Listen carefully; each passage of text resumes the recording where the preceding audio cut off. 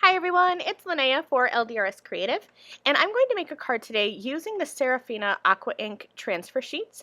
Now these transfer sheets do have coordinating products, the Eclipse dies, but you can use them with or without. And there are 3 different AquaInk transfer sheet designs: Serafina, Valentina, and Watercolor Floral. They all work the same, you just kind of have to pick your favorite design and create cards with them. Now I do have a video on the LDRS Creative YouTube channel that shows how to use these AquaInk transfer sheets with the Eclipse dies to create kind of a look-through eclipse effect. So if you want to see how those products work together, go ahead and check that video out on the LDRS Creative YouTube channel. I'm also going to be using some vertical sentiments. There's 2 different sets, so just kind of, again, choose your favorite sentiment. They will all work with this design. And then I'm also using the stepped edge die.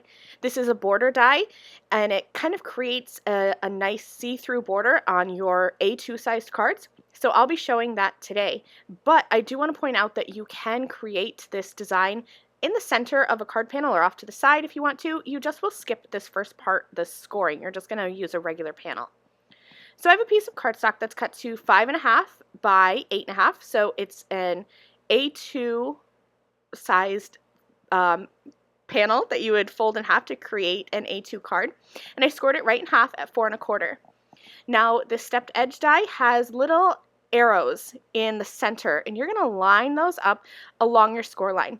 I do highly recommend using a piece of tape on each side of your die to make sure that this doesn't shift. And I'm going to hold this up for you. It's hard to see the score line on camera, but that score line is there, and I have lined up all of those arrows so that they are going straight down that score line. It's very important to make sure that that's nice and straight and centered on that score line.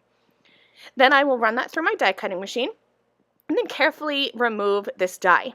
You're going to have an extra piece that either falls out or is kind of in your die, but don't throw that away. You do need that, and you'll see as we kind of get going here.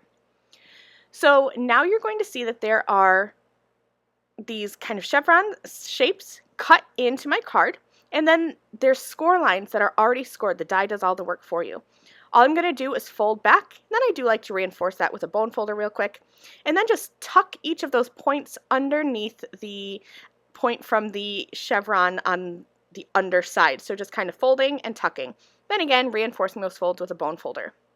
Now here you'll see up at the top, there's kind of that empty space, and that's where this extra piece is going to come in. So I'm going to add some glue at the top here on that flat edge, and then adhere that so that it's butted right up against the top of my card base. And I'm aligning the score line that's in the center of the point with the rest of the score line so that all those points line up and they go straight down the edge of the card. I like to use liquid adhesive so I have a little bit of wiggle room, but you could use double-sided adhesive if you want. So that's my card base with that fun little peek through design. Now we're going to move on to the AquaInk transfers, and for this all you're going to do is choose your design. There's 5 different designs in here, and there are 2 printed on each sheet, so there's a few different choices here, and I just kind of chose my favorite one. I loved this yellow flower. Yellow flowers are my absolute favorite in nature. I just love them. So I chose this one. I have a piece of watercolor cardstock that's cut down to an A2 panel. Then I'm just going to remove that clear sheet, and that's garbage. You don't need that. I'm placing the AquaInk transfer face down, so pretty side down, onto my watercolor cardstock. Then I have just some regular water in a spray bottle, and I'm spraying this really generously. And you can see that design kind of start to magically appear through that backer sheet. Then I'm just kind of giving that a little bit of pressure, just kind of pushing here and there to make sure that water is evenly distributed and all of my water is coming in contact with all of my image. Now here I only let this sit for like 15-20 seconds, and I started to peel that away. And if you don't let this sit long enough, you want to let it sit for about a minute.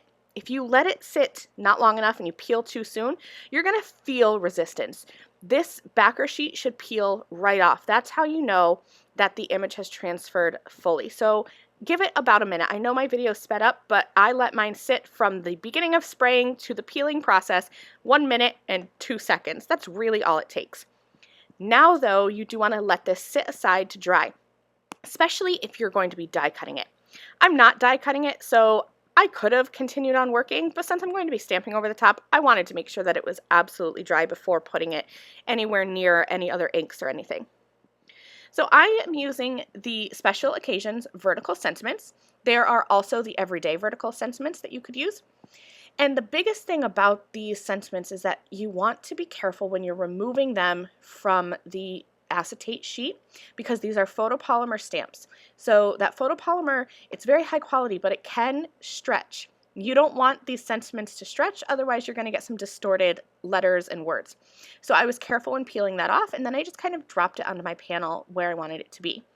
Then I have a little ruler that I use in my MISTI, and I'm just going to kind of butt that up against the edge, slide that over to where I want it to be. I'm keeping it close to the left edge of my design, and then I'll stamp that down. I'm using Raven Hybrid ink for my stamp just because I wanted a nice crisp black sentiment. And then from here, I'm going to trim this panel down. I apologize because I did not measure. I just trimmed this down so that my image was tight to both the left and the right hand side. And then I have some black cardstock that I found that was the perfect kind of little edger to this, so that it just adds a little pop of black and a little bit of contrast to that purple card base. And I found that when I put these together, it lined up just perfectly so that they butted right up against the edge of that stepped edge die cut. So all I'm going to do is just glue these together and then put them on my card base, and this card is finished. So you could definitely take this design and use any of those 3 different designs of the AquaInk transfers. Switch out your sentiment so that you can have any kind of design and any kind of occasion that you need. Thanks so much for watching. I'll see you again soon. Bye. Thank you again very much for watching this video. If you liked this video and you'd like to see more from me, please hit that subscribe button that is on the screen now. And here are a few other videos that I thought you might enjoy.